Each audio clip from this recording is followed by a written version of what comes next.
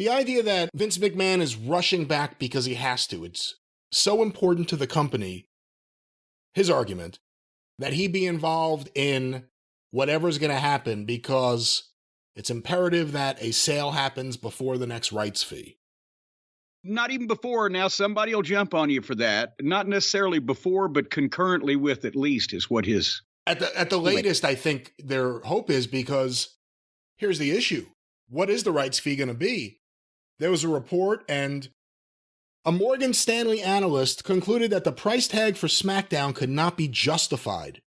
Fox paid $196.7 million for the 2020-2021 season and lost $134 million. Ouch! Fox paid $208.5 million for the 21-22 season and lost $145 million. Now, of course, it's been pointed out SmackDown does good in the key demo. However, it also gets the lowest ad rate of any television show. So when we're talking about rights fees, and Fox paid them a lot of money, a whole lot of money, and you see this, that they're losing money on it, and they're also not getting any ad fees, anything respectable for primetime Friday night TV, what are they really going to get? Is that what the rush is? We better sell this before the next rights fees because it's going to drop and it's going to crush our stock.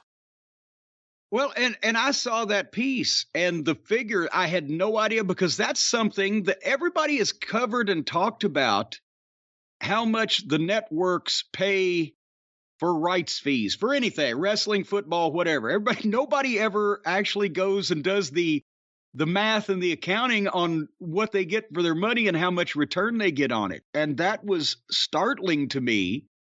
And I mean, part of it is, I think SmackDown, the WWE has some advertisers that are kind of baked in. I don't know if Fox gets the benefit of all of that, but at the same time, over the last couple of years since they renegotiated their last deal and got these big numbers, a lot of things have happened. For one thing, the pandemic changed a lot of things, whether it be hurt the ratings, whether it be, obviously all that it did to wrestling, but also since then and the return to somewhat normalcy, the numbers are still down, probably at their lowest point generally ever on all the programs. Again, we talk about this, but also with the economy and the after effects from the pandemic, et cetera, advertising rates are down to begin with, as you and I and anybody who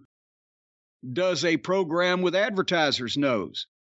And then you combine that with the fact that, goddamn, they're doing this study and they're seeing they didn't necessarily get this, not only this money back, but took a bath.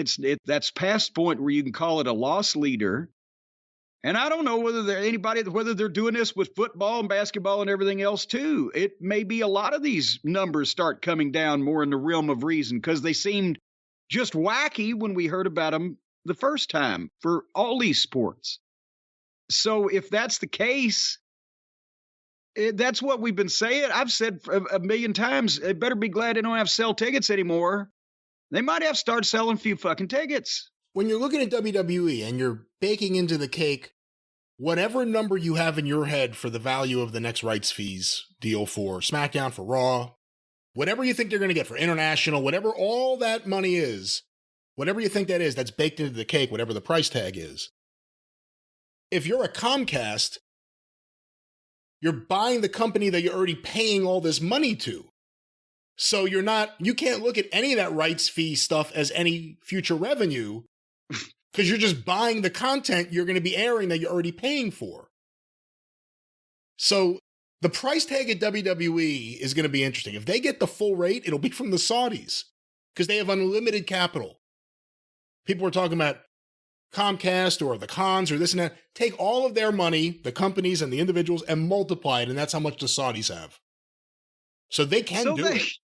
That is a great point, that if the company that is paying the rights fees buys the company that is getting the rights fees paid to them, And the majority of their, well, not even the majority, maybe, but a large portion of that company's income is those rights fees. They ain't going to get those rights fees from the company that would then own them, because why would they pay themselves? And it may be the majority, actually. It may be the majority. Oh, boy, howdy. Well,